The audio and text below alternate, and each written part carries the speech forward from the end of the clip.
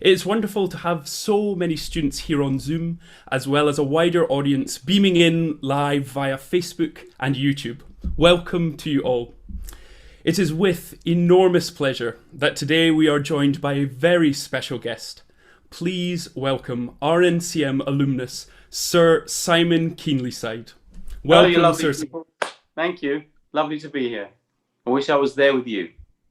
Of course, and for those of you who don't know, since graduating from the Royal Northern College in the 1980s, Sir Simon has gone on to celebrate huge international success, singing in opera houses, concert halls and festivals all across the globe. He is one of the most sought after singers in the world, and it is a privilege to have him with us. So just a little bit of housekeeping. There will be an opportunity for your questions later on in the session. Can you please use Zoom's option of virtually raising your hand or post in the chat or the comments section, and we'll try to get to as many questions as we can. So firstly, Sir Simon, we're all Ross, locked down in Ross, various... drop, Yes, drop, drop the Simon. It's a wonderful honour, but I'm happy with the name my father gave of me. course, of course. Thanks. So firstly, Simon, we're all locked down in various locations in the world. Where are you joining us from today, and how has this whole lockdown experience been for you? Well, I'm not going to whinge too much because I'm an old dog and I've had a lot of good fortune and I will survive to the end. And there will be contracts waiting for me. So my sympathies, empathies lie with you, all of you, who some of whom I know will have got your first contracts and has been so looking forward to them. And then this plague has come and taken them away from you and you're back to square one. So, I mean, I'm only miserable that I'm not able to get home to Wales where I belong. I'm stuck in London, but big deal. Yes, and we as students are longing to get back into the college building as soon as it is safe to do so. Now, the building and the staff at the RNCM have changed a wee bit since your time. What are some of your most vivid memories of your time at the RNCM? I had the most fabulous education. And I mean, I don't mean to dwell too much on it, but it cost me nothing at the time. I was on a performance course. The performance course was a lot cheaper, and therefore people, merchant seamen, actors, old musical people, I don't know, as a deck chair attendant from Blackpool Pier, builders, or policemen would come and try their hand as slightly more mature students. And for men, that was nothing but a bonus. So we had some unbelievably mature and wonderful voices. I never thought I'd be able to have a career in the light of people like Keith Latham and John Connell. There'll be nothing to you, of course, but they were stupendously gifted when they were young already. John Tom, of course, but that's a bit before me. The college was small. It was really a hothouse. You couldn't get a practice room for love nor money. If you wanted to, you just had to get in really early or late. The quality of the singers, there was, probably still is now, there was a canteen where all the singers hung out and the other canteen where the musos were, and the musicians looked down their noses at us and we got on with our lives as normal. But it wasn't just a place to laugh loudly, as all you youngsters learned to do at the RNCM. It was a place to share recordings that you'd just been sucking up from the library. I lived most of my life in the library, learning about voices, trying to interpolate, trying to see how so-and-so got from one note to another and compare it with the next singer and the next singer and the next singer. So I had a fantastic education, fantastic. That's wonderful. And yes, we really are spoilt at the college with such incredible facilities. And today, we as students have such a range of repertoire and recordings instantly available, allowing us to hear so many different singers. So, as a student, who were the singers that you really admired or were listening to? Well, they weren't always the ones that are famous. And I would say to any youngsters who are listening, I can't see anyone but you, but I would say to any of you, don't worry if you don't have a big college career. Really don't worry. Very often, not always, of course, many of the college stars will go on to be stars in the profession. But your time at college is your only time to build this beautiful, polished, elastic instrument. it would really behoove you to spend as much time as you can building with your teachers and your coaches there, because once you leave there, you're just trying to keep up. And if you're not technically assured, or at least on the way, and because you've been doing too many college excerpts and too many college star things, you'd be in a way at a disadvantage. The answer to your question is, I admire people like Gwion Thomas. You won't know Gwion. I don't think Gwion had a big career, but I don't know where he is, but I'm sure he's singing, because Gwion was an artist, a wonderful artist. So I used to watch and suck up what Gwion showed me in terms of the art of singing, the art of song singing. There was Mark Holland, who was like a sports car. Again, a career is not, talent is the first rung on the ladder. You also have to have the right presence of mind and the right mentality. And if you're self-destructive, you also might not make it. I'm not saying the next singer I mention is that, but there was a wonderfully gifted opera singer called Mark Holland. Keith Latham was fabulous. He went straight to Opera North, tragically died young. There were lots of people. We had a rather ambitious principal. And so when I arrived at the RNCM, they'd just done Rheingold and they were doing Rigoletto and Don Carlo. I think that's very poor planning. And they did it really, really well. But the problem is no singer is going to step out from that institution into the profession and get those roles. It might be frustrating for all of you to think, I can do more than this. But if you do Fledermaus and you do the Mozarts and you do Gluck and you do the Monteverdi and you do all sorts of stuff that you could then immediately step out and go and do it in WNO or Scottish or ENO, that would be a far better education, I think.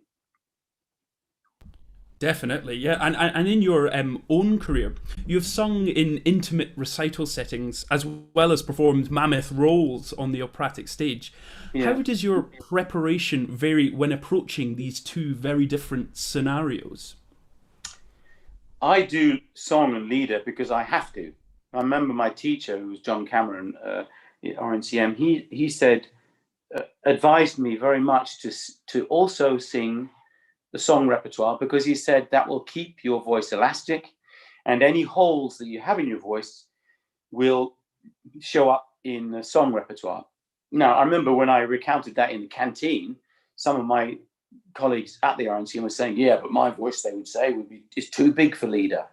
Well, now knowing a little bit more, I could just point out to them that there are songs such as Hugo Wolf's Prometheus or any number of songs that are so vast that even the biggest voice would have a very hard time encompassing it. Not to mention things like Four Last Songs were written for Kirsten Flagstad, So I really think that advice for me was very sound. Not only does it give you another string to your bow in terms of variety, but also it's a healthy thing to do, this endless possibility. On the other hand, personally, I get very awkward on a leader platform, a recital platform, because there's nowhere to hide and you are you. And that's a very awkward thing. So some people are far better than I at presenting themselves. In the end, you just have to, if you have to do it, you have to do it. And you just have to put up with, the audience will have to put up with, or they'll tell you and kick you off with whatever little awkward idiosyncrasies that you have. I do both because I love it. How do I prepare for different roles? That is interesting. There will always be people, always, all of you, anybody who's watching now, once you do a role and you do it well, you'll be pigeonholed, whether you like it or not. You will be pigeonholed. There's nothing wrong with that. I heard a chap actually on the radio 20 years ago in The Archers. They said, but you spent your whole career in The Archers. Aren't you disappointed that you were so pigeonholed? And he said, no, I brought up my family on that. I paid my bills on that. I was always in work. There's that, of course. But if you're curious and inquisitive, and I was, you are going to experiment, take steps left and right of the path that has been allotted to you and that people want you to stay in. Eventually, you're going to object to that, object to being put in a box that you never agreed to be put in. I would advise you all to be brave. That do your homework in the library, find other singers in the past better than you, as I did, who were equally lyrical or equally whatever you are. And so they're a precedent and someone you can say, unimpeachable, who did it at the top level. Okay, times have changed, pitch has changed, orchestras have changed, conductors have changed, but find a singer who's done that role with a voice type more like yours, and be realistic and think, well, it's possible if I've got an ally in the pit. And then, a person's reach should exceed their grasp sometimes, experiment. You won't always succeed. I haven't always succeeded. Sometimes I haven't succeeded for maybe 40 shows, which is ludicrous. But I'm not the first person to say that. It takes a long time to really come to terms with every single corner of a very difficult role. Mixing it up for me was a very good thing because it kept my voice healthy. If you do too much that is too difficult, right at the extremes of your ability all the time, you probably won't last. But be curious, I would say. It's absolutely fascinating. And leading on from that, when you're involved with a run of performances or on tour, how do you keep a role that you may have performed countless times fresh for yourself, therefore fresh for the audience? Yeah, that's very interesting. Well, I may have said it before, but I remember it made a huge impression on me. When my first child was born, the first day he walked, we happened to be near a Canadian maple tree, and it was in autumn. And there was this blood splatter of leaves, as it were, on the ground. And the child walked leaf from leaf to leaf to leaf to leaf to leaf. And he, like a little child would do. And he got to the other side. And then he wanted to do it again. So we went back and we did it again. Leaf to leaf to leaf to leaf. And at the end of that little journey of a pattern of leaves, lo and behold, we were in an entirely different place. And I thought, hey, that's art. That's the performing arts. If a combination lock with 4 numbers has got 10,000 possibilities, you've got 6 people on the stage, everyone in a different state of preparation, on form, off form, a different conductor, different orchestra, a different acoustic, how you feel that day, whether you've overdone it, underdone it, whether you're ready or not ready, but you've got to do it. The end result is that if you live in the moment and you know what you're doing, but you respond to the cues around you, even the mistakes that are around you, and try and make something of them, won't always work, you will find yourself, like my boy, in a totally different place. So for me, I remember my wife saying that if she did 5 Swan Lakes, that was enough. She didn't want to do any more. But for me, I'd done not far off 400 Marriage of Figaro's and not far off 400 Giovanni's, not because I was a Mozart specialist, but because at your age, Ross, I started, and you do a few a year and decades pass. Am I bored? Not a bit of it. I don't think I've even scratched the surface. I remember being on the edge of a lake in Austria on a sunny day. I've said this before too, but it was the time it occurred to me. And the sun was behind me, and there was a light breeze and these billions of little ripples coming towards me. And all those ripples are real, genuine opportunities that are presented in a text or the music, all of them. Your only job is to be clear in which ones you take. You can't choose them all. A different year, a different performance, a different time of life, you will take different choices. And that, for me, keeps me endlessly amused and fascinated. It's not pretentious. It's just literally, don't be too rigid in your ideas. A production will in itself present you or preclude certain toys in your box, as it were. If you've got a piece that's set in the 18th century and a production that's set in the 20th century, there's a whole load of things you can and can't do in one or the other. So I don't think my vocal preparation is different from one to another. But if you're responding in the moment, you've got endless possibilities, and I never get bored. You never stop learning. It's always finding new things in these characters. Yeah, and it doesn't always work. Some opportunity will present itself. You think, this is a great idea. I'm confident I'll do it. And after it's done, absolutely nothing in the audience. You realize that was a bad idea. Big deal. So what? So in addition to this, as your professional career has developed, which operatic roles that you have performed have you found particularly enjoyable or challenging? Yeah, well, you're a baritone, Ross, because you told me. Your age, I think you should sing your age. by and large, because if you have a balanced voice, if that's, say, an elastic band, and you push down on the elastic band from above, directly from above, you will get all that energy going back upwards again. If you push on the elastic band sideways, your return will not be as efficient. All I'm saying is, if you sing your A, you don't try and over darken it, then, and you've got a good elastic technique, I promise you, I am certain in belief, as Mrs. Shakespeare would say, that Mother Nature will gift you all sorts of options as you get older. If you doubted me, choose a singer you love in history and look at their development, and you will see, as night follows day, that they will encompass heavier repertoire after, let's say, 40, 45. It's the normal thing to do. And what tends to happen is your voice will get darker if you're a male, generally speaking. It doesn't mean to say you'll lose any of the absolute top, but you'll have more opportunities for different roles. And then what happens, as I've found anyway, at your age, the difficult thing will be getting to the end of a role at all. It's tiring. When you're in your time and you're older, you can sing anything pretty well. The question is, can you sing it with a suitable color? That's the interesting thing. Trying to find a color that is within the palette of your body. Okay, like me, you'll push the boundaries. Sometimes you'll fail, probably. But a color that's within the boundaries of your palette, that age will have to provide you with. And that I find fascinating. With respect to which roles, well, as a baritone, I'm bound to say Verdi, because Verdi invented a whole future for all of us baritones. If you take Verdi out, it's much harder to think of a real beautiful full arc of life. Only trouble is, Verdi is, like Wagner, to my mind, is very poorly served nowadays.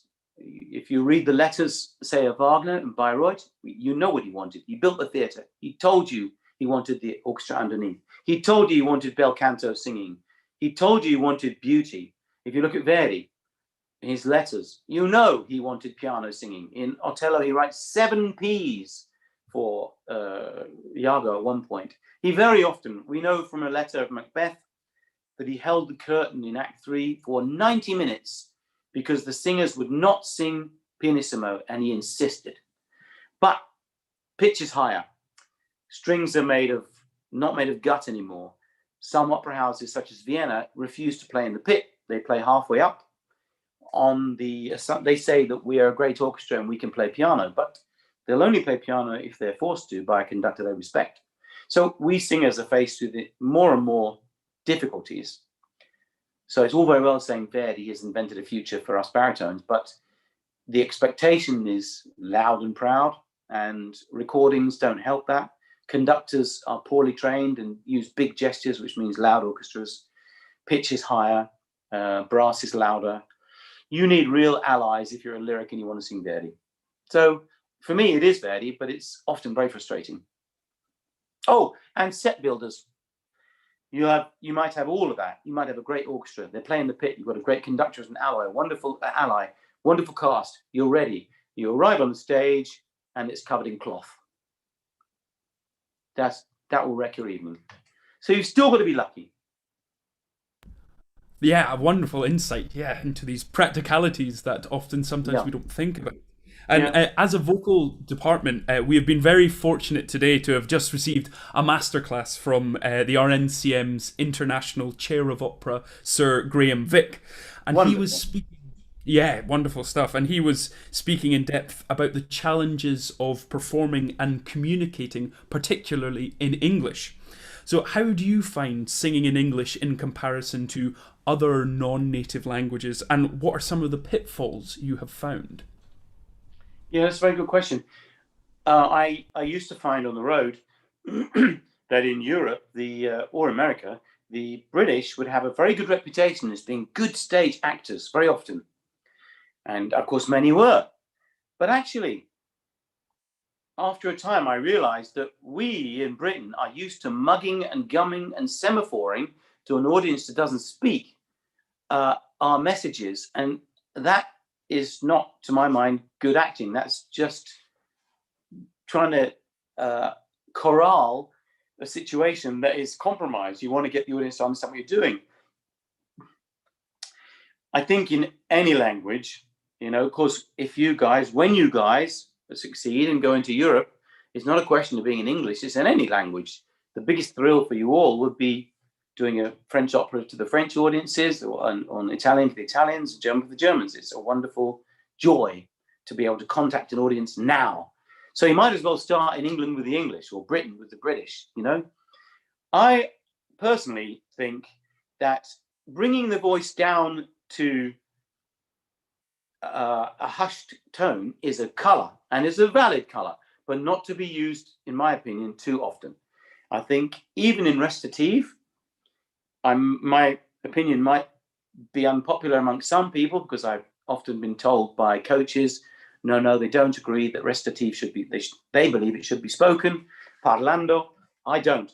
I think you should take the voice into the hall on a steel cable of legato, and you should clip your consonants and everything onto it. It's perfectly possible to do.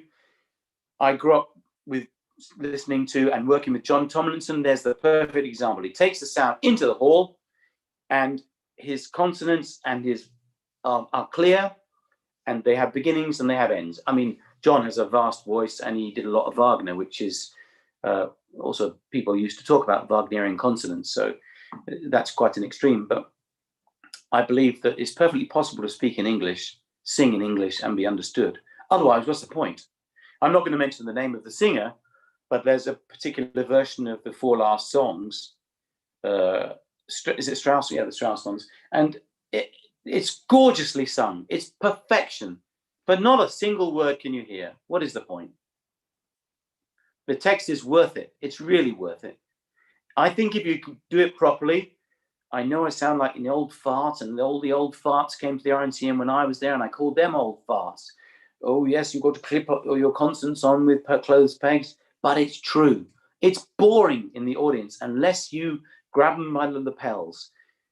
Sound, consonants, and vowels, and then, to my mind, the greatest joy of all, when it's in your time, is to affect the audience with the choice of color that you use in itself. That alone will affect them, and they won't know why they've been affected. So if you don't use your words, I think you're going to be a second-rate singer, in my opinion. Text. That's the name of the game. Yeah, but not at the expense of line. You take it out there on a legato and you plug it in.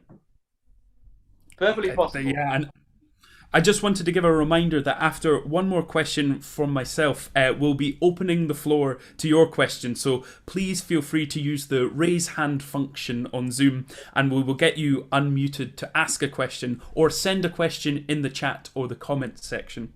So finally, a question. It's important for singers to obviously rest and relax on a show day in preparation. Do you have any routines on the day or leading up, maybe the couple minutes or hours before the curtain call? Oh, that's a lovely question, Ross. That's really lovely. I would exhort all of you students out there to experiment and find your own way. Don't worry what anyone else is doing. I promise you, everybody will have different ways. I've met singers who, poor sods, who would not speak for 2 days before a show at the top level. Well, that makes for you really are a bird in a golden cage that way. And I was with Bryn having tea with him in Munich quite recently before this plague. Chat. And then he said, I must go, I've got a Tosca. Well, I mean, that's also, to my mind, I just don't understand how you can do that. Me, I was extreme at your age. I just couldn't. I wanted to keep the iron in the voice, and I wanted it to be a blank sheet of paper that I could warm up. And to that extent, I still do that.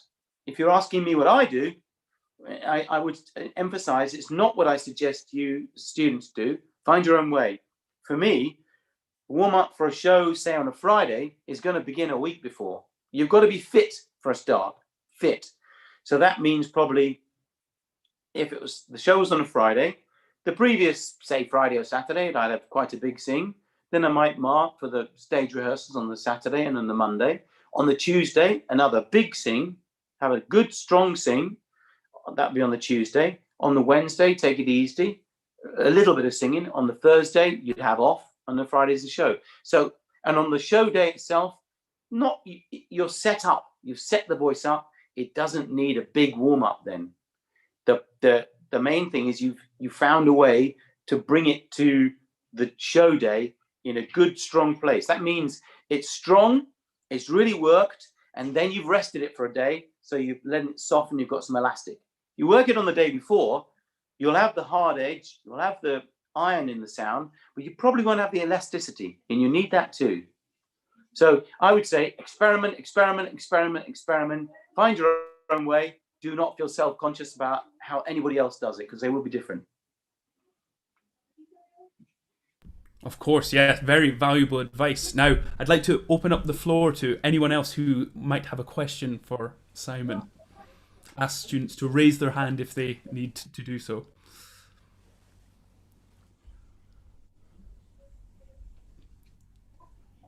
Anyone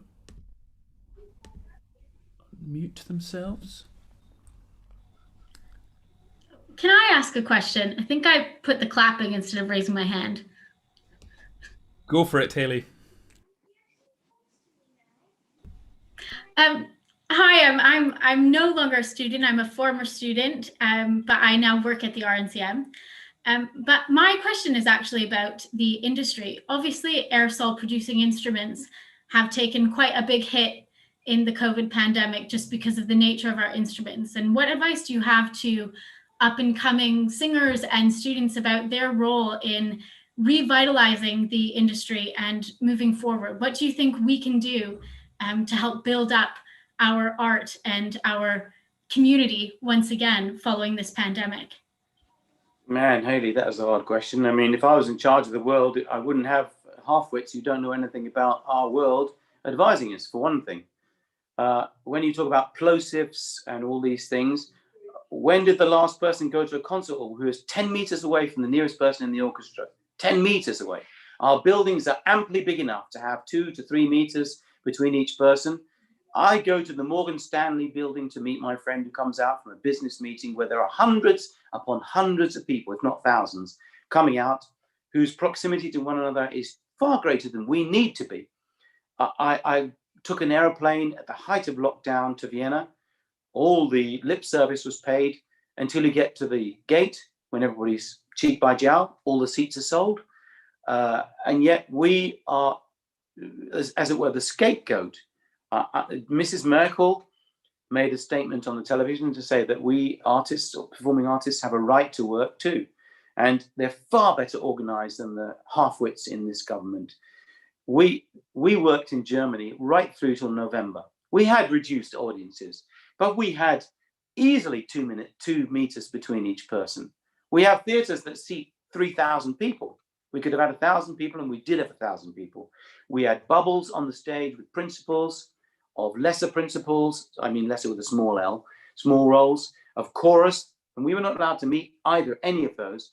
We had tests every 5 days. The orchestra spread out throughout the stalls area. It is perfectly possible to do that. My colleagues in Munich and Germany are working now as far as possible. They have to do the lockdowns. The end of the lockdown, they work again. The point is, there is no will in this ignorant government, an ignorant culture, to allow musicians to work. I know it's a difficult time for everybody, but we provide 11.6 or something billion to the exchequer. We're not just business, we are big business. And in London, for example, not the only one, not only do we provide the business, we provide the facility for people to come and use restaurants as well. So I don't know what the answer is, but I know what the answer is not. And the answer is not what we are living now. It is not good enough to say that you provided millions and millions for the arts, when all you have really done is prop up the institutions and furlough the administration. That's great, that's wonderful. But that is not going to put food on the table for 400 and something thousand performing artists and all you students who need to put food on the table, who need to pay bills. We were treated as less than worthless, and I despise what this government has done for us. As to how we could fix it, Well, how can you? It's like talking to a Jehovah's Witness. What's the point? How can you talk to somebody who has no interest and no will? I wrote to the Minister of Arts 4 or 5 times. I get the party line back. I say, why can you not at least come on the television and the radio and support us all to say that you are valuable? We want you to come back. We are going to help. No. So I can't answer your question, but I'm furious about it, as all of us are. My friend Stephen Islis was on the radio the other day and made a beautiful point about this nonsense Brexit decision about now we can't even travel without permissions and visas and God knows what.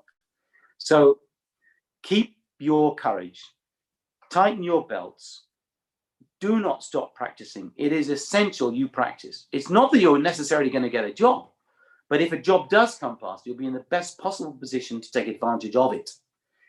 It will, I'm afraid, winnow out those that think, I'm not sure I want to do this. And that is sad. But if you want to do this, then do not give up. Practice every day. Use your time well, and it will get better. You will be vaccinated soon enough. You can't change the world, but you can put up with it until it's better. Inspiring words. Thank you, Simon. No, Thank you, Haley, for that question. Our next question comes in live from Facebook from Suzanne, who asks, how do you approach learning a new opera role, both vocally and building the physical character? And how problematic is it to slot your new role into an existing production? Yeah, that's very good. There's lots of questions in there. How do you learn a new role? Was that part of it? Yes, indeed. Well, again, everyone's different. I don't think it's, for me, spending, say, 8 hours a day, 6 hours a day is kind of counterproductive. I can't do it. If I need 3 months to learn a role, my friend Bryn can do it in 2 months, and Jonas Kaufmann claims that he can do it in 2 weeks. Maybe they can, but I can't. 3 months is about I need, and it would begin by making a work tape. I know when I was your age, Ross, when I was your age, you'd find a recording and you'd copy it. But I promise you, you will be found out. Somebody will know that recording. I will know that recording. Eventually, when you've learned your role, you'll listen to every recording and you'll know every nuance of every recording, every major recording. And it'll be embarrassing when somebody says, didn't you get that from the Cappuccini recording? You know? So I would exhort you to make your own work tape. And I'm not very adroit. I can't play the piano. I can't read very well. So I make my recording and then I walk around the park with that recording on my head, day in, day out, for maybe 4 hours. I'll sit at the piano and try and one finger note it as well. Just keep pushing it in, pushing it in, pushing it in. Some people will learn 20 pages and then they've got 20 pages learned, then do the next 20 pages. Me, I just do all of it a little bit, so I know nothing. All of it a little bit more, like brushing sand off it. So maybe even a month before the actual rehearsal time starts, I won't know any of it because it's only familiar. And then little by little, in the last month, all of it's in. So it has to be, not as actors, of course, and actors turn up with nothing learned. But in our world, you better turn up with it learned because you might get fired if you don't. I have seen it many, many times. How do you slot it into an old production? Well, that's easy, really. I think you have, I mentioned it earlier on, you kind of have, sorry to say it, like a box of toys, box of things. And that box gets full over the years. And you learn which ones to use and which ones not to use. And you learn also, don't present too much to a director on the first week, because very many directors will turn up, I'm sorry to say, not really prepared themselves. They won't necessarily know what all the words mean. I think it's okay for a director to have a word book with them. Some people think get a bit grumpy about it, but I don't think that's part of their remit to speak all the languages that we have to. So it's okay to me if they've got a CD booklet. I don't mind, as long as they know what's happening and what's being said. Then you have to judge how much to give them and how much for them to give you. You will know. You will soon be able to make an assessment. Someone like Jonathan Miller, you may or may not have heard of him. He was a wonderful man. He took the view that he was merely an educated pair of eyes. He would watch you and say, keep that, drop that, keep that, and drop that. I personally love that. But it is also nice to turn up and say, right, well, what have you got to offer? What is your overview? What is your the arc of your idea? And like Robert Lepage will do that. So it's a bit like a dance. Don't give everything away at the beginning. See what they've got to offer, and don't force your previous productions, if you've done them, on the new production, because even if you hate it, and God knows you are going to hate many productions that you do, it doesn't matter. You will live to fight another day. It doesn't matter. It's a wage. It's fun. If it's a rubbish performance, if it's a rubbish production, if the conductor's an arrogant so-and-so, if your colleague or one of them is difficult, if you have cloth all over the stage, you still have to find something to nourish yourself. Like, let's see if I can sing this the best I can sing it. And that ought to be, even that, the lowest common denominator, enough. But as for the preparations, keep yourself open, keep your radar open all the time, and you never know, you might learn something. And even if you hate it, doesn't matter. In a month, you moved on. Thank you for that question, Suzanne. I believe Jordan has a question. If you'd like to unmute yourself, Jordan. I will. Can you hear me? Hey, Jordan. Hi, how are you doing? Good. I was just wondering, we live in a very exciting time for music in that we have access to all of this music online, that we can hear anything we want to, but we also live in a strange time where the music that we perform isn't necessarily represented in a way that we always would like, and we miss people knowing about the joy that and the excitement that we find in this wonderful music that we get to perform. What would your tips be for how we can really engage with new audiences, vitalize and revitalize what we do, and bring that joy to as many people as possible? Well, it's a very interesting question. I think fundamentally, what you do, why do you do this, Jordan? You do this because you have to do this. You do it because you love it. You do this because it lights you up. That should never change. The chances are, if you do it on the stage and it thrills you and puts the hair up on your arm, and you find yourself like a cog in a watch in this fabulous constellation of sound and fury all around you, the chances are someone in the audience might pick up on that. I don't think you're doing this for charity. I don't think you're doing this to entertain people. I think you're doing this because you want to be part of this gorgeous thing called music and art. That's what you should concentrate on. And in order to be in the best position to do that, you need to build a beautiful instrument that serves you well. Use this time, this shitty time now, to build an instrument, to work out one note to the next. I don't mean necessarily learn new roles, because I don't know about you, but I find if I try and do the roles that are coming up and might not happen, actually, it's not always building the voice. It's sometimes just making it tired. What you want to do is vary it. Some days, maybe once a week, twice a week, whatever. It depends on your constitution. Maybe you want to stretch your voice, give it a good old blast. But otherwise, practice, build how to go from one note to another, how to cross the passaggio, how to do aperto cupo, how to cupo aperto, so that when you leave this college, when this filthy plague is finished, you can tighten your belt, roll your sleeves up, think, right, I want this so much, I'm going to go to Germany and see if I can get a job in a house. And then you will be doubly full of joy when you're in the middle of this incredible storm with the orchestra and all your colleagues around you, and you're part of it. Don't forget that. You don't need to reinvent yourself as something else, an electrician. You don't need to go to something, you might need to for money.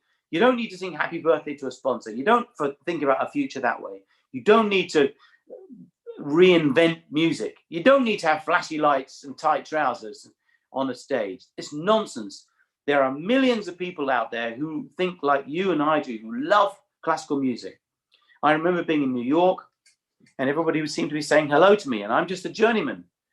All the time in the Upper West Side of New York, people were saying hello, until we realized that we'd sung to 40,000 people in 2 weeks, in one opera, 10 shows, one opera house. That is not an unpopular art form, in spite of what this country will have you believe, and the press and the TV will have you think. Millions of people love what we do, and it will come back, and this damn plague will be over, and you're not in such a terrible position because you haven't got children, or have you? No, not as far as I'm aware, anyway. You know, if you're the ones that are married and just got children, got their first job, they've got a terrible time. Use this time now as a student.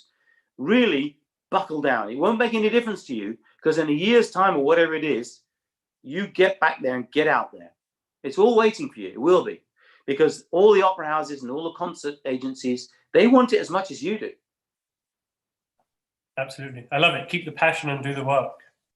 If it's listen, signifying there's a world of difference between ambition and passion, and I would wish upon you the latter. Thank you so much. I love that. Thank you. Our next question comes from Zoe, who asks, how would you advise making connections and getting your foot in the door in a new place? What connections benefited you most in your travels? Oh, Zoe, that's a hard one. Oh dear, that's so hard. It is true that a good demeanor doesn't do you any harm. Of course it is. But you would hope that everybody would have a good demeanor anyway. I mean, I'm a little awkward. And there are other people like my darling friend, Jerry Finley, who's not only brilliant, but he's just got this wonderful demeanor as well, which makes people want to embrace him. It's gorgeous. So that is just a matter of nature. I don't see any other way myself other than presenting yourself on soprano day, mezzo day, whatever day it is.